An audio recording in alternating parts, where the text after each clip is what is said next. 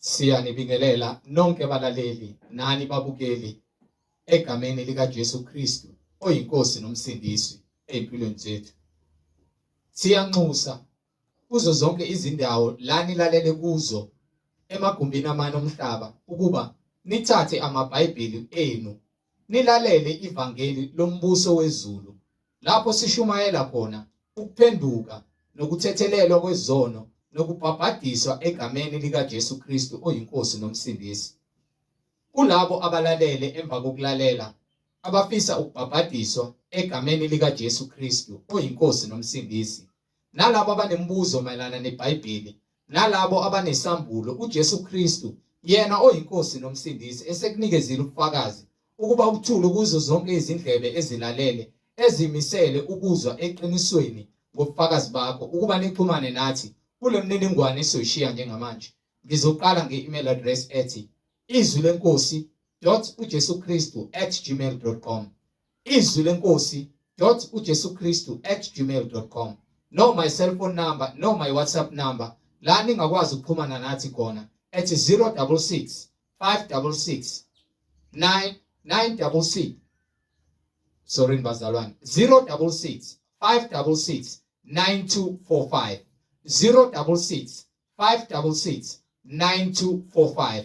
Izintshumayelo nezimfundiso ziyatholakala zonke ku-YouTube lapho ungahlala khona phansi uphethe iBhayibheli lakho ulalelisise uhlolisise imibhalo nathi ukube ngabe lokhu okuzwayo kuyafakazelwa yini imibhalo engcwele. Njengakho konke esenishumayeza khona sinifundisa khona kufakazelwa imibhalo engcwele. So ku-YouTube uzosearcha uthi izwi lenkosi uJesu Kristu, izwi lenkosi uJesu Kristu. Ungakhohlwa ukusubscribe, ungakhohlwa nokupressa i-notification button ukuze ngaso sonke isikhathi uzoyithola izimfundiso eziphilileyo ezisiholela ebungcweleni nakwinhlanzeko enguKristu Jesu oyinkosi nomsindisi. Ungakhohlwa ukusharisha i-link nabo bonke abantu baziyo, ikakhulukazi labo ohlanganyela nabo ngaso sonke isikhathi manihlanganyela nithi namdumisa uNkulunkulu ngomoya nangeqiniso, nifakazelana ukuthi uJesu Kristu uyinkosi nomsindisi empilweni zenu, ukuze wonke umuntu omaziyo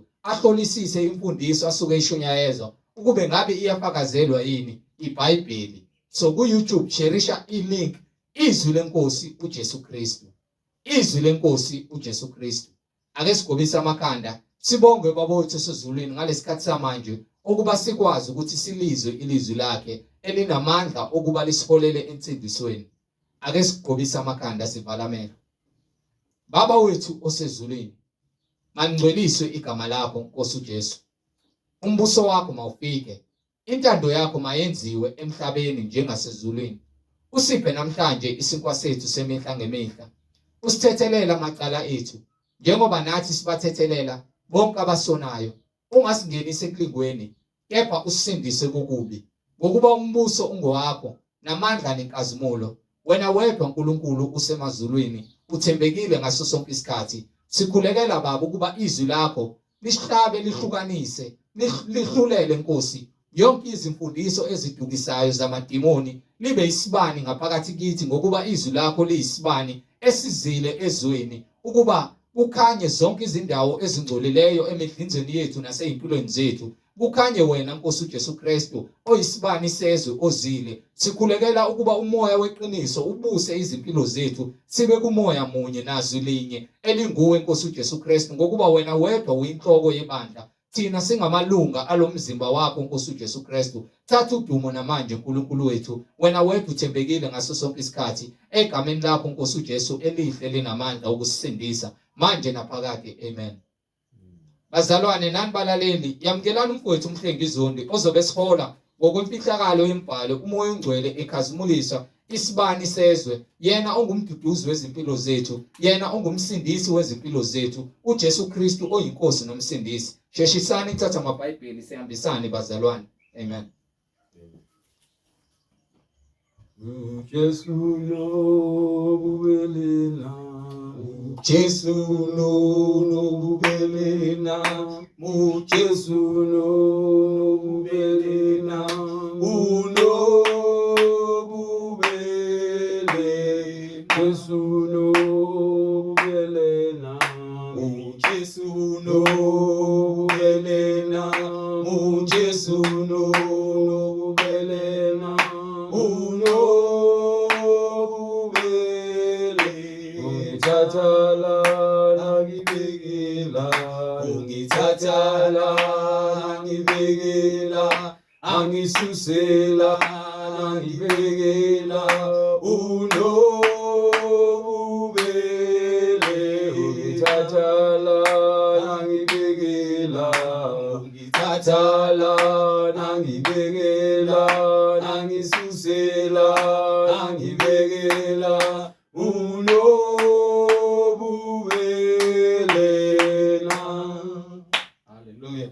Yanibingelela bazalwane egameni lika Jesu Kristu umnini mandla onke inkosi yokuphila. Silokhu simbonga uNkulunkulu ngomusa wakhe nothando lwakhe akwenzile phakathi kwethu ngendodana yakhe uJesu Kristu ukuba sithole ukuphila ngaphandle kwemisebenzi yenyama, sithole ukubuyisana noNkulunkulu ngegazi lika Jesu Kristu, sisindiswe ngegama elingaphezulu kwawo wonke amagama. Into edala ukuthi lento kuthiwa igama lika Jesu lingaphezulu kwawo wonke amagama. Bakhona uJesu emhlabeni, bakhona nami igama lami ngesingisi nguJesus, umhlengi. Igama elithi Jesus molisusa ulichasisisela lithi Savior, umhlengi. Noma kuthiwa ngumhlengi, kepha legama lami alilingani negama lika Jesu. Ukuba njengoba legama lingaphezulu kwawo wonke amagama, igama leli elisindisayo. Bonke abakhuleka kuye bayasindiswa.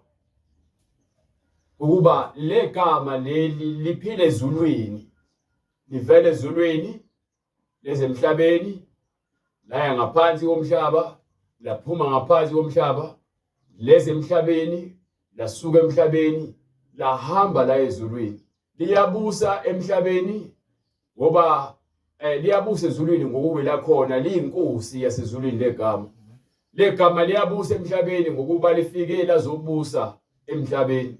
Legama lafike laya ngaphansi komhlaba lanqoba ukufa. Ngisho abafileyo bayamazi.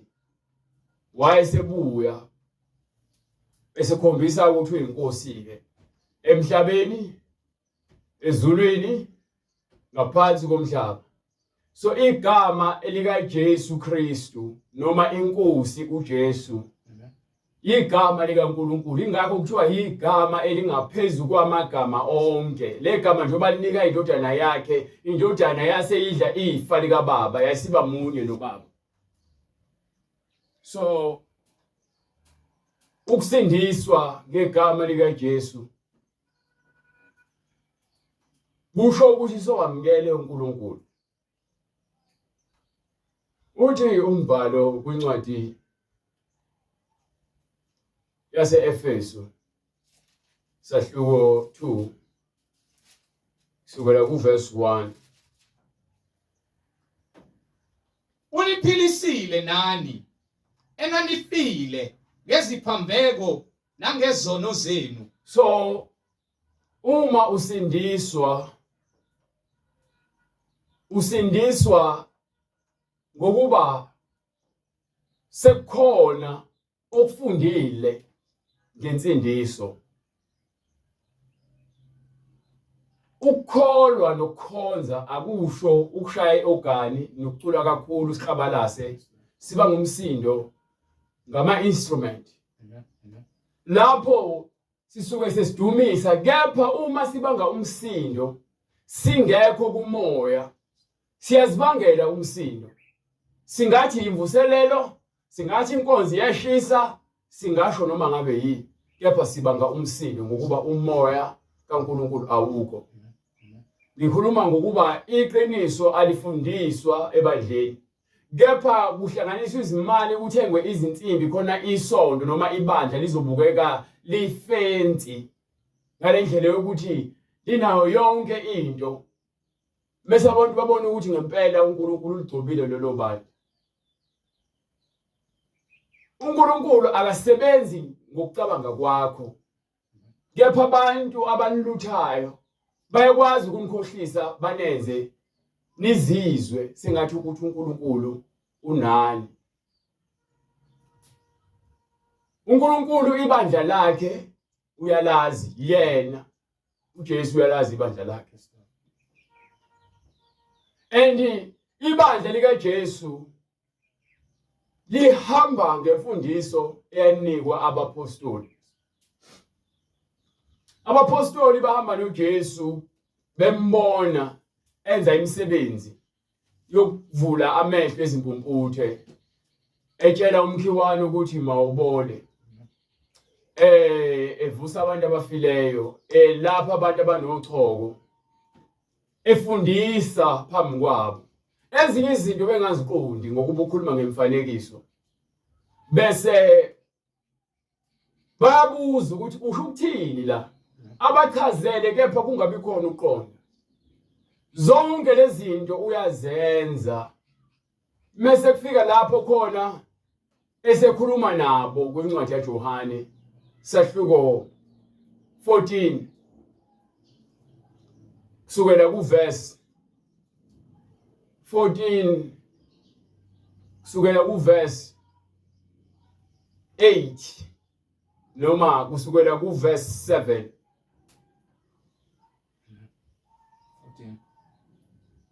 14. Incwadi yaJohane sahluko 14 kusukela kuverse 7. Uma beningazi mina, beniyakumazi noBaba. Uma beningazi mina, beniyakumazi noBaba. Kusukela manje niyamazi nimbonile. Kusukela manje niyamazi futhi nimbonile. uFilipu wathi kuye, uFilipu wayesethi kuye, Nkosi, sikhombise uyihlo kusanele. kepha uJesu usanda ukuthi seniyamazi, kepha uFilipu ufuna ukubona uBaba.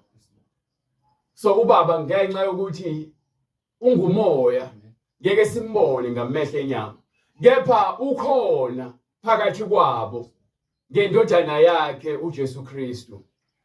Ingakho uJesu athi senimbonile uBaba, seniyamazi futhi. Ngokuba uJesu ufakazela lento ukuthi yonke imisebenzi engiyenzayo ngiyenza ngamandla kaNkulunkulu okimina. Yayizolo lonto le. So uFilipu akaqondi uJesu ukuthi uthini. Ngifuna ukukuvezela ukuthi khona abantu abahamba noJesu kepha bengamuzwa. You understand? Qhubeka. uJesu wathi kuye, isikhathi esingaka nginani. Isikhathi esingaka nginani Filipu? Awukangazi Filipu na. Awungazi yini weFilipu? Kwenzeka kanjani Filipu ungangazi? Ongibonile mina. Obona mina nongibonile mina. Ubonile uBaba. Yayizolo lonto leyo. So uthi uJesu makukhanye ukukhanya kwenu phambi kwabantu bonke ukuze badumise uBaba wethu osezulwini. So uNkulunkulu mephila kuwena, abantu abadumisi wena, badumisa abani? uNkulunkulu. Ukuba bayambona ikhazimula kuwena ngani? Ngemisebenzi. So lento yokushumayela iqiniso emabandleni ayisekho ngokuba akusadunyiswa uNkulunkulu ngemfundiso. Sithi siyafika nje ekuculeni nasekuhubeni, sesihuba ngomoya nangeqiniso. Sithi siyafika nje emkhulekweni, sesikhuleka kuNkulunkulu ngomoya nangeqiniso. Alisafundiswa iqiniso emabandleni. Iqiniso imfundiso esinikiwe ngeBhayibheli, imile ayiguqukeli mina, ayiguqukeli wena. Uma wena unenkinga nezinto ezibhalwe phansi eBhayibhelini, bese ubhixa mina bathi ngibhixa ngani ngegazi, inyama angayidlanga noma ubende ngadlanga. Wena umosha isikhathi sakho ngoba ukhomba umuntu wrong. Mina ngikhombe eBhayibhelini. Uthi uJesu umuntu obone mina ubonile uBaba. Message ngoba yini? Usho kanjani ukuthi sikhombise uyihlo na? Awukholwa ukuthi ngikuBaba noBaba ukimi na? Awukholwa ukuthi ngikuBaba noBaba ukimi. Amazwi engiwakhulumayo mina kini. Amazwi. Angithi ngithi uNkulunkulu ngumoya. So uma uNkulunkulu engumoya, into ebalekile efakazela uNkulunkulu ukuthi uJesu yini amazwi. Into efakazela ukuthi uJesu ukimi amazwi. Hayi ukwesaba abantu ukuthi bazothini. Ngokuba amazwi abalekile asithenga ubuso babantu ngevangeli. Bathi sisindisa imiphefumulo ebiziweyo ngamandla ezwi likaNkulunkulu. Mawusindiswa ngenxa kamfundisi awusindiswanga, but mawusindiswa ngenxa yezwi usindisiwe. Umfundisi oswenkayo ufaka amacici, afake nama gold chains, afake nama ringi, afake nama wash abizayo, afake isuit, afake ahlobise nembali ephaketheni, afake iperfume ebizayo, nezicathulo ezibizayo, neskinny pant. Mehamba uhambe ezuntutha mekhuluma abantu ufuna babone ukuthi uyacobezela, lokho esinjalo lokho ebuka isikhathi njalo. Mekhuluma nani unitshela ukuthi nawe uNkulunkulu angaphakamisa, nami ngihlupheka njengawe. Kepha uNkulunkulu wangigcoba, wangibiza wathi angitshela abantu ukuthi mabangalahli ithemba. Uma uza uNkulunkulu uza kukunika konke okufunayo. Thina singamaKristu zonke izinto ezikhona emhlabeni ezethu. Angikhulumi indaba zamaKristu mina ahluphekayo. Fanele umntwana kaNkulunkulu ubonakale uhamba ngemoto ebizayo. Ugqoke bonakala ube muhle umntwana ngakho. Usho umfundisi. So engqondweni yakho wena ubheka uNkulunkulu kanjani? Angithi wabona umuntu ohluphekile emeza lapha esontweni, uzofuna uNkulunkulu ukuthi amnike imoto. Uzofuna ukuthi uNkulunkulu amnike imali. Bazomfaka le motivation, bamfake le motivation isigcwale kuyena lo muntu uzothola umsebenzi. Uzobuya zobonga bani? Umfundisi vele ekhulunya imali, angithi isonto lezicibi leli so fanele kucace. Hanjwe ngezimoto, ibandla lesifanele lihluke likhombisa uNkulunkulu ugcobile ngempela, sike emusweni kaNkulunkulu. Ngisho sinikela, fanele sinikele kubonakala siyanikela. Futhi umnikelo wala endlini awuqali nje. Asufuni imali engaphansi kwa 50 rand. Mawusafika ufune kwazi ukuthi kuyanikela kusho ngoba kuthiwa unawo ukuze ngelinye ilanga uma uNkulunkulu engimkhonzayo esekunika isibusiso ukhumbule ukuthi ngakunika uNkulunkulu ophilayo. Uyamuzwa umfundisi? Jesus. Vele uzoba nemali. Unamahloni ngisho ukukhipha umnikelo. So ukuhamba ukhipha imali yakho yokugcina enkulu ngoba nawufuna ukubona ngokuba basebenzisa ivangeli bathi lowo otshala kakhulu uza kuvuna kakhulu. Akakakhulunywa ngesono, akakakhulunywa ngokuthi wena uNkulunkulu ukudinga uhlukene nemisebenzi yakho yobona, akhulunywa ngaloyo nto leyo. Yabona indaba yokuceba kwaSolomoni. Isibonelo indaba leyo kuva ecebeni uSolomoni. uNkulunkulu wambusisa. Ukuhlakanipha wambusisa ngengcebo. Kepha ehlakanipheni kwakhe nasekucebeni kwakhe akonanga yini uNkulunkulu. Mase wena ufuna ukuzenza uSolomoni noma wenza umfanekiso ngoSolomoni ukuthi abantwana bakaNkulunkulu kufanele bafane noSolomoni. But uJesu mefika yena uthi ekucebeni kwakhe uSolomoni ngisho ukuhloba kwakhe wayengafiki kulezi zinto ezakhiwe uNkulunkulu zemvelo. Uthi masingazibekeli ingcebo kuphi emhlabeni. Okusho ukuthi ingcebo lemhlabeni ibuye isivala amehlo. Ingakho ke uSolomoni bese athi ke uyize leze bonke lomshikashika esushikashikayo. Uthi ngibile nakho konke ngahlakanipha ngathi mase ngihlakaniphile ngafuna ukuba isilimo ukuze ngizokwazi ukuthi ukuphi umehluko phakathi kwesilimo. Ngazigoqela abantu abaculayo, ngakhulisa izinceku nezisebenzi, ngavula ama-swimming pool, ngenza konke nginamakhwaya, ngaphuza, ngajabula, walala nabafazi abawu-900. Kepha uthi konke kuyize leze egcineni, esekwenzile konke uthi kuyize lezi. Mesathi lapha egcineni meseyivala incwadi athi qaphela ukufunda okuningi nokwenza izincwadi eziningi ukugqilaza ingqondo. Bese athi naku kuphela kwendaba sekuzwakele konke sekwenziwe. Mesabe uNkulunkulu, Saba uNkulunkulu. ugcine imiyalo yakhe. Nayi indaba lengikhona engidila nayo mina. Nabantu abathi bayakholwa nabantu abathi bafuna ukukholwa. Uma uzosindiswa awuphinde lencwadi yase-Efesu sahluko 2 ngifuna uunderstand ukuthi iBhayibheli mawufunda incwadi yaGenesis lithi kwafika uNkulunkulu engadini uAdam noEva sebonile emva kokuba banikele umyalelo bona mase beqale kusini uNkulunkulu sekuyafika lapho khona uEva noAdam bazale umntwana baphinde bazale omunye umntwana baphinde babulalane bodwa abantwana.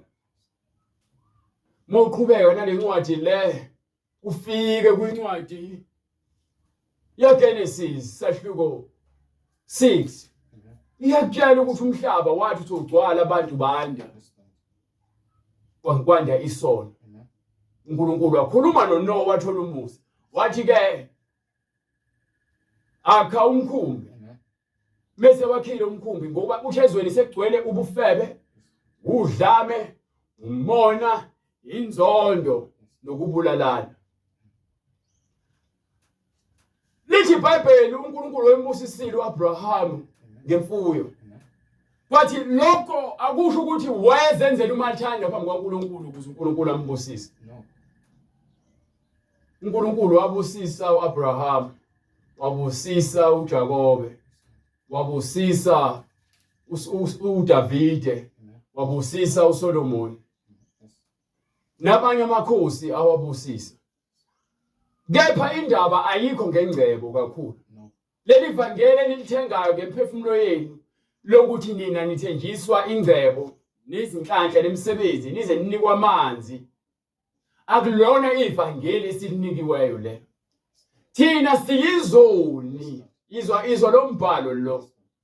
Uthi uNkulunkulu wathi kwincwadi kaGenesis sehluko 3 verse 22 noma verse 21 wathi umuntu usekwazi usefana nathi usefana nomunye wethu ngokuba usekwazi ukwahlukanisa phakathi kokuhle nokubi ngaphandle uma engalula isandla sakhe athathe emthini wokuphila athole ukuphila okuphakathi. Ukuphila okuphakathi kucebile kuyingcebo enkulu ngaphezulu kwale ngcebo esisukela emhlabeni. Manje ngifuna ukubuyela kulento le ukuthi iBhayibheli mokuthi ufunda ngokomoya ngempela ufuna ukuphila eBhayibhelini uzo understand iBhayibheli likhuluma ngobubi bomuntu nenhliziyo yakhe engumkhohlisi. Onginike lencwadi le yase-Efesu sahluko 2 verse 1. Uniphilisile nani Thina sesiphilisiwe enanifile ngeziphambeko nangezono zenu ngezona nto leyo enanikade nihamba kuzo. uJesu Kristu uyinkosi nomsindisi. Hayi umsindisi ozokunika imali. Asimfuneli imali uJesu. Asimfuneli ingcebo uJesu. uJesu oza kuwena neziwasho namanzi othi khipha imali engaka ukuze ubusiswe. Upastor Mboro ngithemba ukuthi uyasizwa isiZulu ngelinye ilanga uyongizwa ukuthi ngikhuluma ngale nto le ngikhuluma ngaye. Uthi kwenye inkonzo yakhe ukhomba abantu besifazane uthi kune inkonzo yomkhuleko iqala ku 1.5 mawufuna ukuyibhuka bese athi lo uyikhokhile akhomba abantu besifazane asuke umunye athi lo ngimenzele mahala ngokuthola umusa. Uyacabanga ukuthi umpastor Mboro unama security amgadayo. Omuphi umprofeti kaNkulunkulu noma umfundisi kaNkulunkulu noma umpostoli onama security. Ngisho uJesu wayengenama security wayebaleka phakathi kwabantu befuna ukumbulala uJesu. ngithi mina labafundisi benu abayizimpisi abanikhuthuzela ukuthi nina nithathe imali zenu zokugcina nihambe niyocela imkhuleko ukubona niyithenge abasebenzeli uJesu. Upastor Mboro akasebenzeli uJesu. Upastor Mboro isigebengu. Utsotsi omdala utsotsi lo. uNkulunkulu umveze ngalesikhathi kukhona lenkinga yezingane emndenini wakhe engazi ngoba ngihlangene nayo. Sekuthathwa izingane ziyovalela ziphucwa indodana yakhe. Yena athathe ama security akhe nesibhamu, athathe nobhushu. Ahamba esikoleni, lekhona izingane, uyacabanga umuntu okuthiwa umfundisi lo, unebandla udumile. Imuphi umzambulo noma isibonelo osivezayo phambi kwabantu noma phambi kwabantwana? Manje iBhayibheli ukukhanya kwenu phambi kwabantu, usithatha isibindi. So kuyosabisa abantu ngezikhali. Imuphi le Jesu omshumayelayo ukufundisa ukuthi wena umkhuleko uyakhokhelwa 2500 rand. Uyisigebengu. Usebenzela uSathane. Isikhathi manje sokuthi wonke amaqiniso avele. Kwambule yonke imisebenzi eyenziwa labafundisi laba abakhulu nithi bakhulu kunina.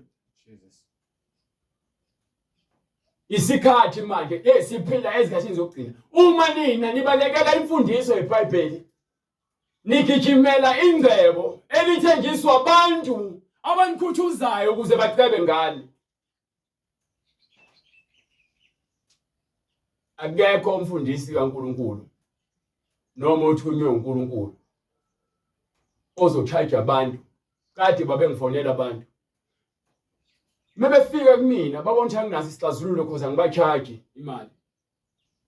Athi umuntu ngicela ukukhuluma nawe. Akhulume nami esathi ke imalini. Ngithi mina angifuni imali yakho. Omunye athi ngifuna ukubhuka iconsultation. Ngithi mina ayikho inkinga. Athi malini awu. Ngithi mina ayikho indaba yemali. Bayabaleka abantu abakholwa ukuthi kufuneke ubakhokhise ukuze ubona ke uzobonakala ukuthi ngempela uNkulunkulu nawe. Imali yomgwazelo, ukugwazela umkhuleko. Awuzwe nje iBhayibheli kwincwadi yeExodus. Sahluko 23 kusukela kuverse 1. Awuyikuthutha indaba yamanga. Ungayithuthi indaba yamanga. Ungafaki isandla sakho kubo ababi. Ungaluleli isandla sakho kubantu ababi. Ube ngufakazi wamanga. Bese ufakazi ezindabeni ezingakufuni. Awuyikulandela ubhimbi ukuyokwenza okubi. Akulona ubhimbi. Awuyikulandela umbimbi. Umbimbi. Awuyulandela umbimbi, ukuthi awulandeli isipuku. Ukuyokwenza okubi. Ukuze wenze izinto ngoba nanke yabona indaba zomntapo, indaba ze-chaos, i-looting. Awukwazi ukuthi wena usindisiwe wayotapa unesono kumele usivume ucela intethelelo uNkulunkulu. Uma kukuthi ngempela wena wahamba wayotapa, ukuba wena wagijima nesipuku, wahamba wayothatha izinto ezisetshenzelwe ezisebenzela umphakathi ukuthi abantu bazuze nalabantu banamabhizinisi. Wena uyahamba uyongcolisa izandla zakho ngento yokuthi baningi abantu bayayenza egameni lika Jacob Zuma. Lo Jacob Zuma oyobengekho nawe phambi kwaNkulunkulu, naye usazomela amacala akhe. You understand? Ungafakazi ecaleni ngokulandela ubhimbi. Ungafakazi ecaleni ngokulandela usipuku. Uphendukezele isahlulelo. Bese ke uphendukezele isahlulelo. Liyona into engikwazi ukuyenza le ngoba iBhayibheli libhalile ukuthi angikwazi ukuthi ngihlalakazele ukwahlulela ngenxa ukuthi ngifuna ukulandela abantu abaningi. Soze. Lo hluphekilleyo awuyikumvuna ecaleni lakhe. Uma ukuthi noma uhluphekile wonile angeke ngikuzwele ngoba ngithi uyahlupheka no.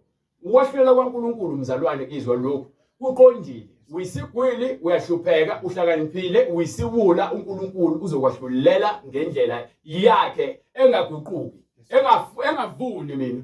Ivuna iqiniso lakhe. uNkulunkulu ungukhaya.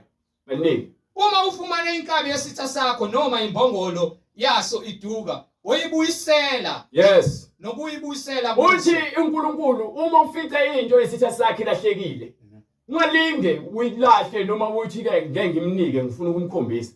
Buyisela ukhombisa ubuntu. Kumuntu okwenze kabi noma kuthiwa isitha sakho, hamba umnike into yakhe lahlekile.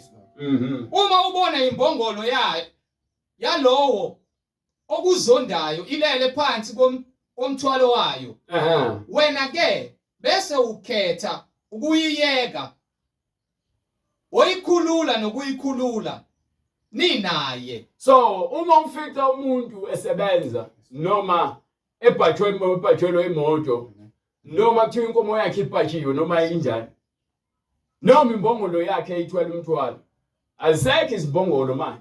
Nangu umuntu layisha izinto emotweni, yabe imoto ibhaje noma ibe nenkinga, wena uthi ngeke ngize ngimsize lo, we hayibo udelela kanje.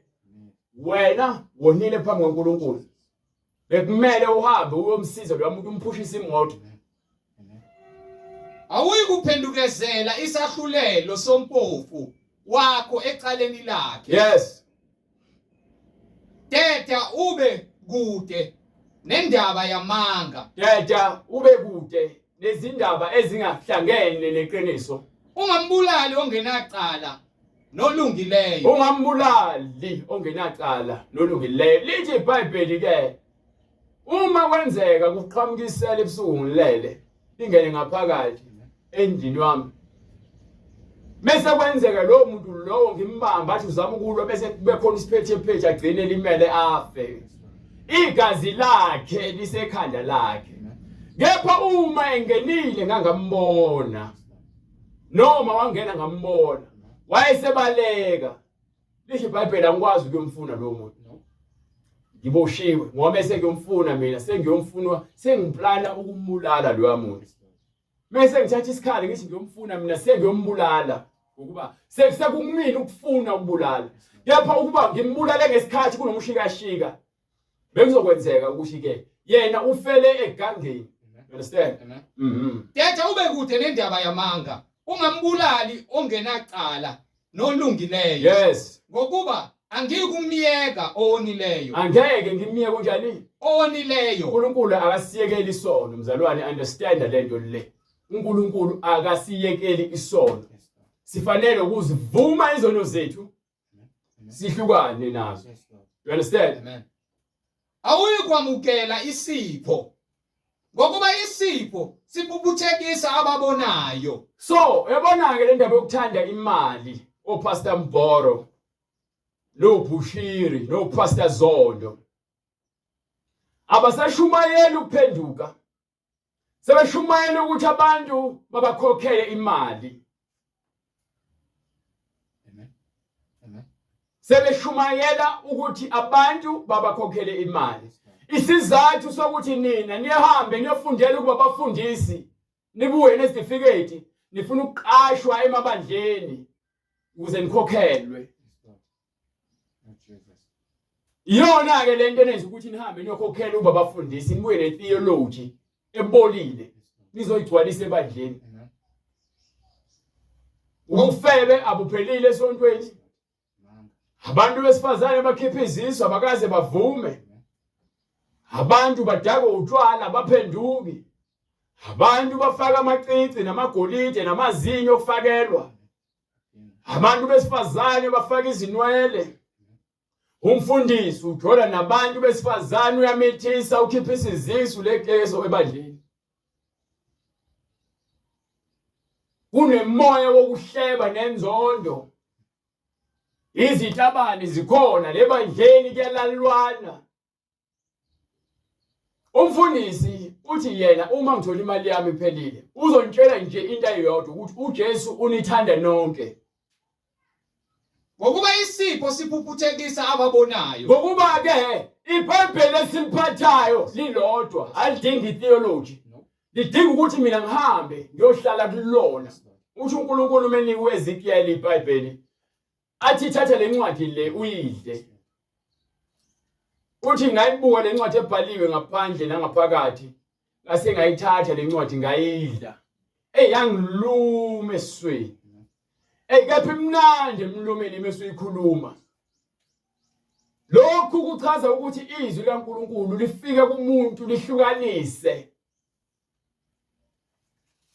umuntu nezinkanuko zakhe zenyama. Ingakho lifike libaba enyameni mawuqala ukulizwa liba nzima ukuthi ulamukele, kepha belifikile layithola indawo liyakuvuselela unembeza wakho wena uzizwe ufuna ukuphila impilo elungile.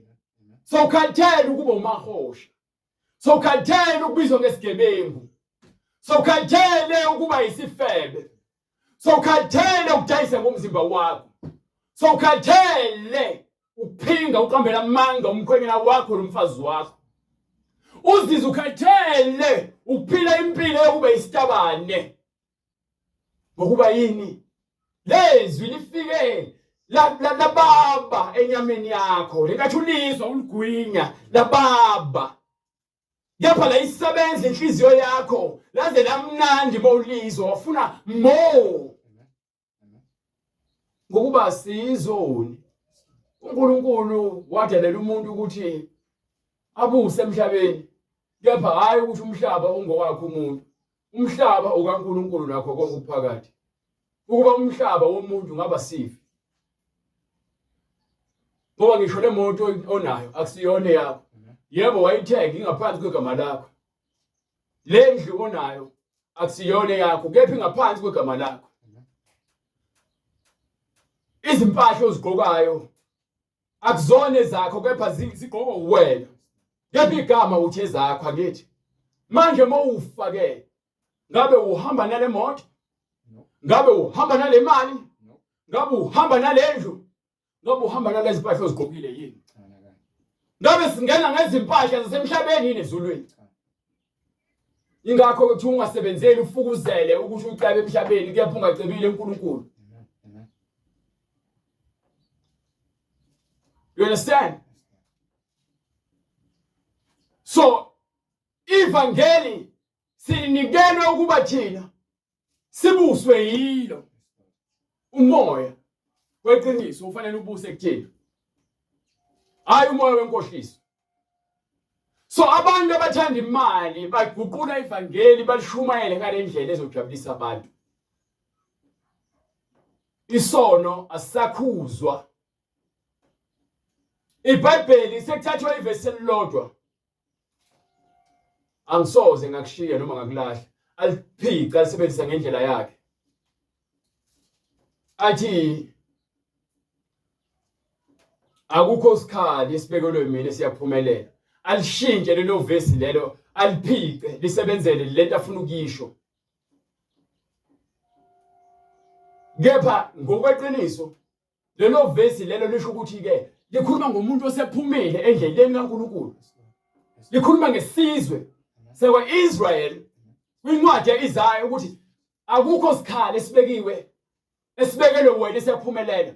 Ukhuluma nomuntu ofuna ukuthi abuyele kuyena ngokuhamba kwakhe ngokuthembeka phambi kwaNkulunkulu. Uthi ngisho uSathane ngakubekela ugibo olunjani, uma uthembele kumina ngenhliziyo yakho yonke, wena asikho isikhala esibekelwe siwena esiyakuphumelela. Ngokuba yini? Ekamoya lento le sigadiwe yizwi ukuthi singawele esonweni. Hayi Pastor Zondo mewubezwa oradweni ekhuluma noLinda Sibiya, abakhuluma ivangeli lokuphila, kepha methatha indaba akha umzekelo ngomuntu okhona eBhayibhelini nento eyenzeka. Yabona mesishumela kanje kuthiwa hayi nina ukuthi niyabahlulela abantu. Akekho umuntu owahlulela omunye. Yabona njengoba ngithi ngiyabatshela ukuthi lento abayenzayo kuyona angibahluleli. iBhayibheli livezayo ukuthi ivangeli alishunyayelwa ngale ndlela abakushumela ngayo.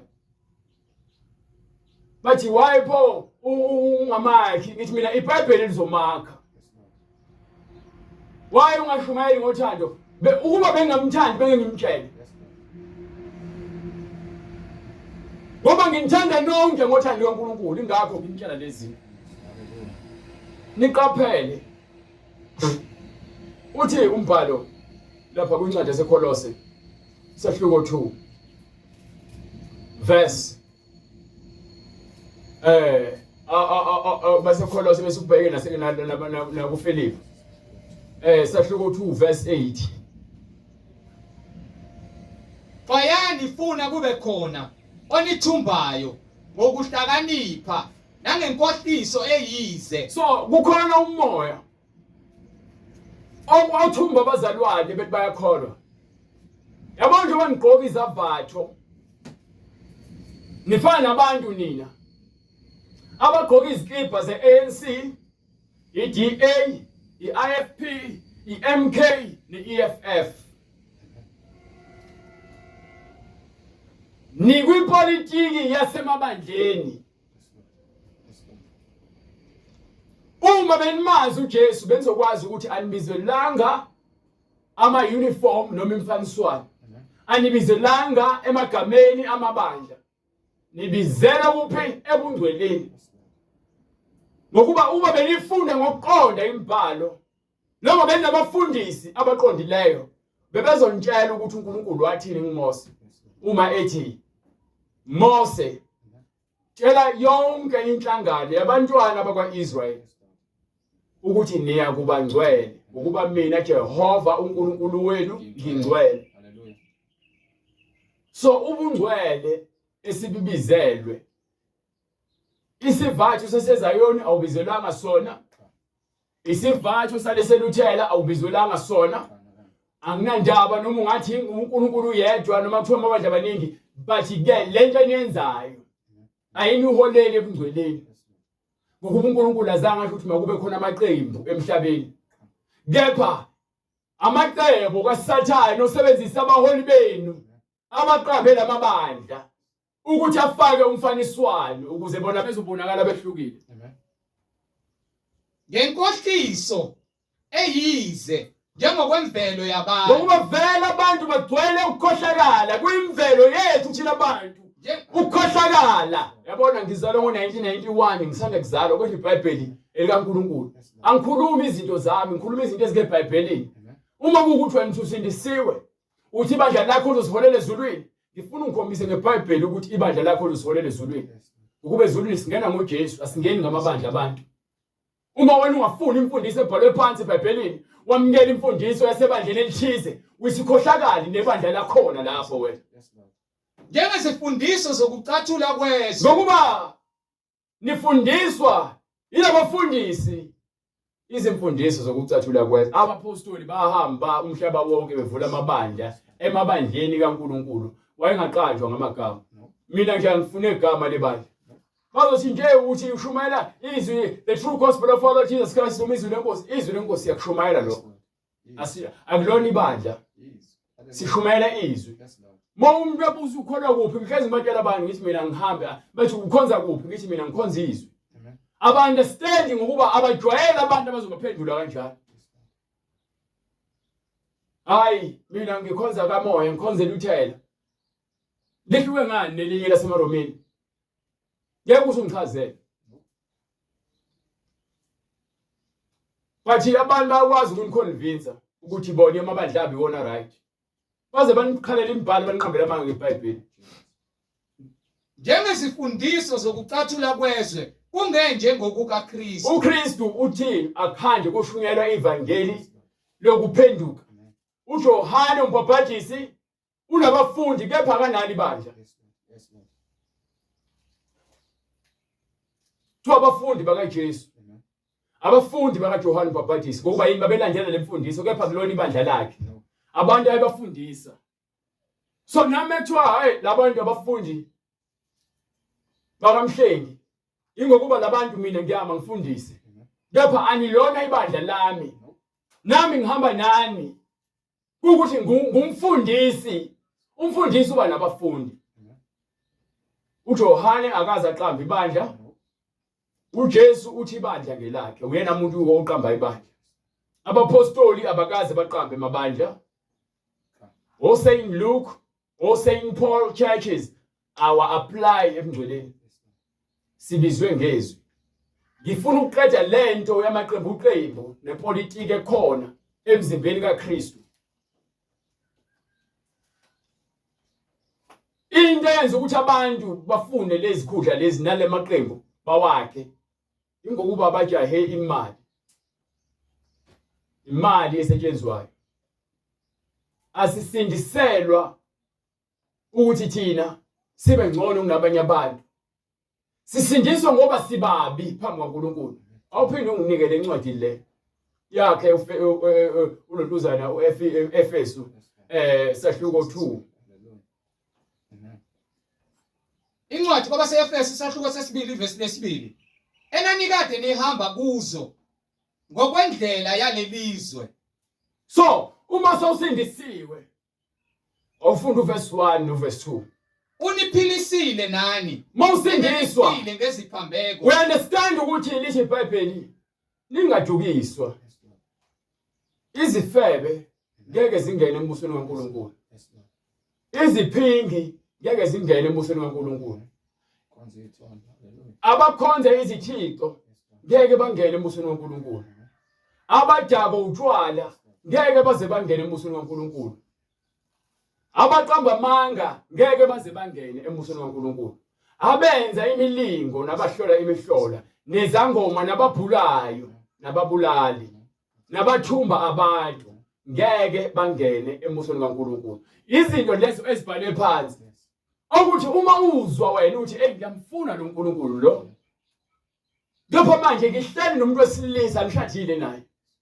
Ngiphila impilo yobufebe. Ngifuna ukuya ezulwini, angishiye lo muntu wesilisa ngeke aze angifake ezulwini. Inkanuko yokuthanda ucansi ikwenza ube sigqila sesono. Inkanuko yokuthanda ubhiya ikwenza ube isigqila sesono. Akekho umuntu ongenayo inkanuko. Kepha uJesu ufundisa ukuthi sizibe inkanuko sibheke yena. Size sikhohlwe inkanuko. Yabona ekufebeni ngenza isibonelo. Khona lento eyenziwa abantu. Ngeke ngithi wesifazane noma wesilisa. Ingenziwa omunye wabo. Afika jole. Athi mesebona omunye umuntu amkhanukelayo bese afune into engamcasula ngalomuntu anaye. Mase eqala segcwalisa inkanuko yakhe ngale. Useyakhohlwa lo muntu akasenaso isikhathi sakhe. Inkanuko injalo. Ikwenza ukuthi wenze izinto ngokungaboni kepha wena wenze ngazi ukuthi uyabona. Mawuze kuJesu, uJesu uzokufundisa indlela zakhe ukuze ukhohlwe ile nkanuko le ekulimazayo. Asikwazi ukubhanqa uJesu nenkanuko. Ukuba njengoba lithi iBhayibheli ke Uniphilisile nani nanifile. besifile namanje ukufa kuyakuzingela. Kusho uma ususindisiwe sowuphunyukile ukufa ngeke kusakuzingela. Usathana ungukufa, ungumbulali. Akadeli, akaphezi, akaphumuli. Ufuna wena uloke ungena esonweni. Uthi uyaphuma, ufuna njalo uhlezi umkhumbula usathana. Ubemugwayi uyawuyeka. Ngeke uze uyeke. Ungazange uthathe isinqumo sokuthi wena ufuna ukuyeka. Mawuze uyeka ugwayi ngoba ungekho. Mase ukhona ugwayi wena uzobhema wena. So kusho ukuthi ugwayi uyekayo ngoba unawo. Uma uzozila ukudla ngoba nakho ungenakho, awuzili ukudla wena ngoba nakho awunakho. Ukuba mase kukhona ukudla kumele uzile ukudla wena awukwazi ukuzila ukudla.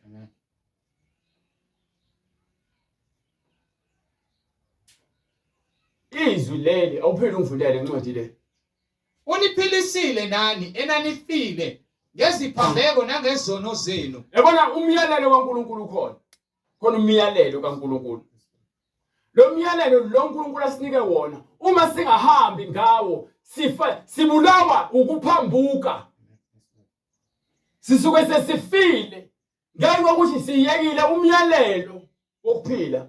Sahamba sayokwenza into uNkulunkulu angayifuni.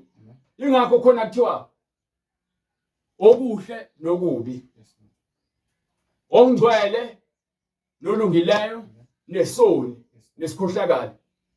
Ngokuba yini? Uma kukhona olungileyo kukhona omubi. You understand?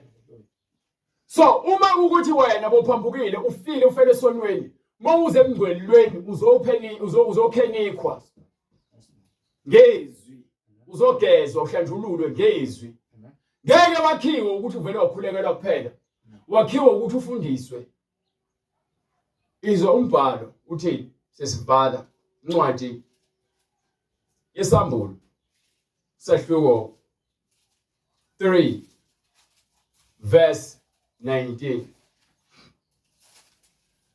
Uthi abaningi engibathandayo ngiyabasola, shisekela ukuphenduka. Bonke engibathandayo ngiyabasola. Bonke engibathandayo ngiyabasola. Ngibayale. Bese ngiyabayala. Ngakho ke shisekela uphenduke. Why uJesu njalo lokukhuluma ngokushisekela kokuphenduka nokuthanda uNkulunkulu nokugcina imiyalelo? Kwenziwa yini ukuthi uJesu ke uthi ke sikhululiwe ukuthi singenza noma ngabe yini? Lithi iBhayibheli kwincwadi yamaRoma sahluko 8 verse 1. Kanjalo ke akusekho kulahlwa kwaba kuKristu Jesu. Umuntu wakuKristu Jesu usindisiwe ngokuba umthetho kamoya wokuphila okuKristu. Ngokuba lo moya wakuKristu usuphila kubona. OkuKristu Jesu ungikhululile emthethweni wesono nokufa. Yayizwa lonto le. So uma usindiswa wena uphila ngoJesu, awuziphileni ngokwakho. So ngiyanitshela ngithi mina mengithi phumani wamandlela amanga ngathi ngiba ngumsindi mhlambe mina ngifuna ukuthi ngibe nebandla. Nope. Yabona njengoba ngithi ngimi la noma ngabe kuthi useMpumalanga, useVryheid, usePotchefstroom, useMaritzburg, useBhulwa, useGoli, useMpumalanga. Singakhonza nje ngokuhlangana kaWhatsApp. Ulalela imfundiso ku-YouTube noma ube segroupini kaWhatsApp, siyakhuleka sinemkhuleko. Unemkinga nokufunda iBhayibheli, siyakhuleka. Mase uba nenkinga ngokufundeni kwakho ungaqondi, siyaphendula imibhalo, sihlola imibhalo, siphilela izwi. Uma uKristu ekini, umzimba ufile ngenxa yesono. So uma izwi, umoya uphila, awusanaki izinto zani zenyama, ufocusa ezwini elizolungisa wena ukuthi upheleliswe, ungalahlwa kuNkulunkulu. You understand? Uthi lo mbhalo lapha ku verse 5. Ngokuba abokwenyama banaka okwenyama. Uzothi umzalwane ngaphakathi esontweni ubheka abantu besifazane ongafisa ukulala nabo. Ngokuba abokwenyama banaka okwenyama. Uzothi umzalwane usindisiwe uphume uyozidakela utshwala. Uzothi umzalwane usindisiwe ufuna ukudweba ama-tattoo, ufuna ugonda izitayela, ufune ukufaka amazinyo okufakela, ufuna ukufaka amacici. Ukuba ufuna ukufana nezwe. Unaka izinto zenyama. Azina nzuzo ekungcweleni. Mathiwa zithande akushiyo ukuthi zihlobise. Methiwa zithande, indlela yokuzithanda singayichaza ngendlela eyodwa. Zihloniphe. Ukuzithanda kusho ukuzihlonipha. Uma uzihlonipha uzohlonipha nomunye umuntu. Lokuzithanda kobunono okweqile, lokhu ukuthi wena ufuna ukubonakala mugqokile, impakamo leyo. Akusekona ukuzithanda. Impakamo leyo. Ake ngenze isibonelo. Thanda umakhelwane wakho njengoba uzithanda. Yayizwa into leyo. Thanda umakhelwane wakho njengoba uzithanda. Amen. Nanga umakhelwane wakho akanalo ibhluku neskipa. Uhamba uyofuna iskipa esidala. Angitsho nithi unothando. Uthi uNkulunkulu asizithande sithanda nomakhelwane. Nangu umakhelwane. Akanalo ibhluku, uyofuna ibhluku elidala namasokisi amadala namateki amadala ongasawafuni. Uyonika yena ngoba ufuna ukusala namasha. Mase uthi hayi ngiyamthanda. Le mpahla osenazo fanele kumnike lokho okuthandayo. Angithi uyamthanda.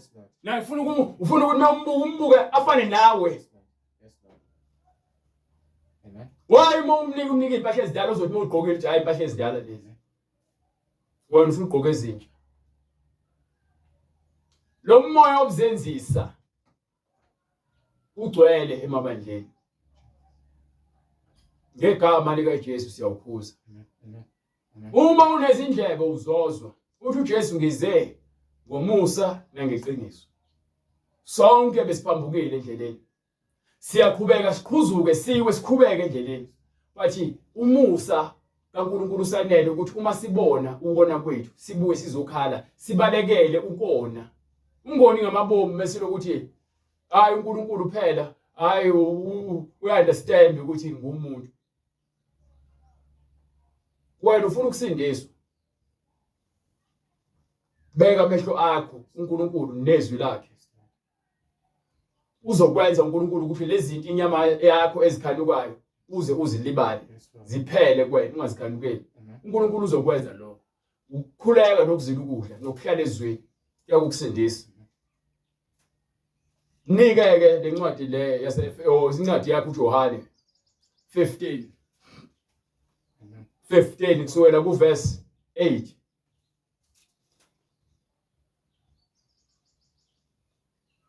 Ubaba uyakhazimuliswa ngalokhu ukuba Baba uyakhazimuliswa ngalokho. Ubaba uyakhazimuliswa ngalokhu ukuba nithele izithelo eziningi. Ukuthi sithele izithelo eziningi. Nibe ngabafundi bami. Sibe ngabafundi. Asibuyeleni sibe abafundi. Sibuyeleni sibe abafundi. Baka Jesu. Singabi ngamakholwa noma ngabantu abasontayo. Masibe ngabafundi. Masibe ngabafundi baka Jesu. Niyashesha ukuthi niyahlulelwa ngoba nifuna ukufundiswa. Nifuna uqanjelwa amanga.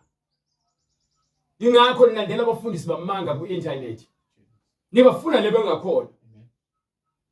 Labantu abanambulela izambulo banjela izinto uNkulunkulu angazifundi but nifuna kufanele nifundiswe. Nifanele ukufundiswa. Nifanele wabafundi. Kokhona abafundi baka Johane nabafundi baka Jesu. Abafundi baka Johane bese efika uJesu balandela uJesu bashiye uJohane. You understand? So ngifuna ukunitshela lento ukuthi aniye ebandleni noma niyokhonza niyofunda uma ningafundi phumani lapho. Yini elibalele ukuthi uhlale ebandleni lamanga? Ibandla lamanga abantu abayiqulu abafundisa ngoJesu wamanga. Niyabalandela. Niyabathanda. Egameni lokuthi nje kuthiwa kuhlangene ngoJesu kuyakhonza. Anikwazi ukukhonza. Uthi uJesu nina nikholwa engakwaziyo. Thina sikholwa sikwaziyo. Ngokuba insindisi ivela kumaJuda. Isikhathi siyeza andisona manje. Lapho uNkulunkulu efuna abantwana abamkhonza ngokomoya nangokweqiniso. Akusafanele uye entabeni noma eJerusalema noma ukuthi uya ngaphansi kwendle enkulu ukuze uthuke yakholwa.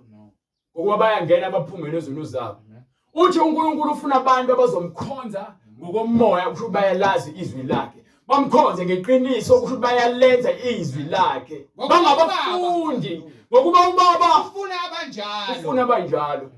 Ufuna abantu abazomkhonza ngokomoya. uNkulunkulu ngumoya. Ingakho ngithi mina noma kuthiwa kuphi nezwe.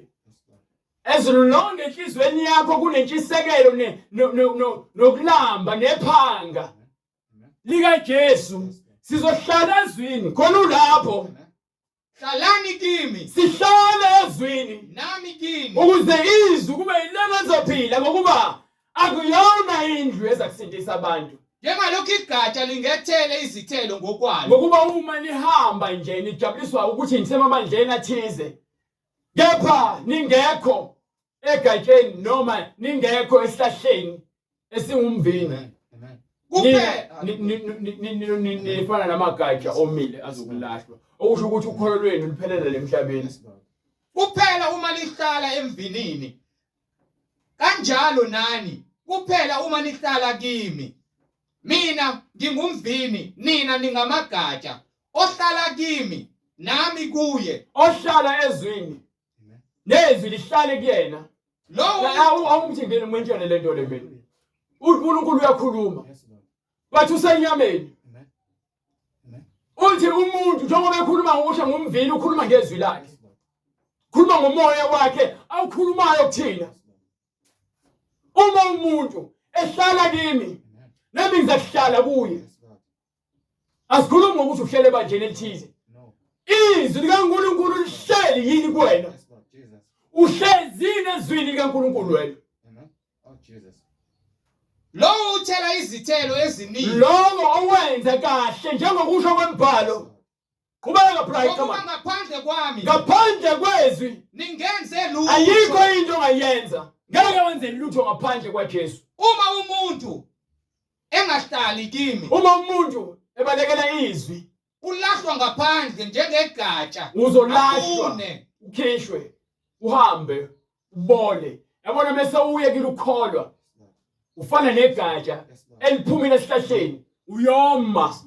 Abune bawabuthe bawaphonse Isiphetho sakho ashe. ngesihobweni uma ungaphenduka ubuyele esihlahleni. Uma uhlala kimi Uma uhlala kimi namazwi ami Namazwi. kini ami ephila kini. niyakucela enikuthandayo nikwenzelwe. Ngiyakucela enikuthandayo nikwenzelwe. Ubaba Ukuze uyakhazimuliswa ubaba ngalokho akhazimuliswe ngalokhu Yes. ukuba nithele izithelo eziningi. Yes. Nibe ngabafundi bami. Nibe yini? Ngabafundi bami. Nibe ngabafundi. Nibe ngabafundi.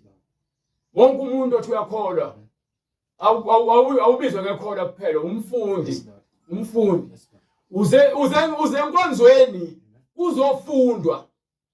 Uma sithi sina sishumayela izwi lenkosi sihlola imibhalo. Siyafundisa. Amagama la opastor, umprofeti, oapostoli kumina akusho lutho ukuba ngifanele ukwenza umsebenzi okuyiwona ufakazela ukuthi mina leyo nto leyo ingifanele kamoya ubizwa ngopastor. Ngejabula ukuthi ngiwa upastor ngoba naku kuthiwa ngeshumayela. Imisebenzi, imfundiso ekhomba kuJesu. Hallelujah. So mfowethu ufuna uJesu ulahle ugwaye. Siswami ufuna uJesu. Shisa lesigqebhezana. Shisa lamabhuluku lawo. uJesu ufuna abantu abalizwayo balenze izwi lakhe. Baba ufuna uJesu buyela kunkosikazi wakhe yeke ukudlala ngonkosikazi wakhe. Mfundisi ufuna uJesu yeke uqamba amanga ngezwi kaNkulunkulu. Hlukanani nokuqamba amanga ngezwi kaNkulunkulu. Isiyalezo phezu kwesiyalezo. Umuqa phezu komuqa. Uchasisele lapha nalapha ya. Thanda ukukhuluma ngezinto zasezweni ezimbuso kaNkulunkulu izibeka ngaphandle. Utheni uPetro? Phendukani. Phendukani. Yiloyo naloyo apapathiswe Yilowo nalowo apaphathiswe. egameni likaJesu Kristu. Ngokho ukuthathelela kwezono zethu. Khona niyakwamukeliswa. Isiphiwo sikaMoya oyingcwele. Ngokuba isithembiso ngesenu nesabantwana Esaba benu. bonke abakude bonke inkosi uNkulunkulu wethu eyababiza. Wafakaza nangamanye amazwi amaningi wabayala wathi zisindiseni kulesizukulwane esiphambeneyo. Sisindiseni kulesizukulwane lesi esiphambeneyo.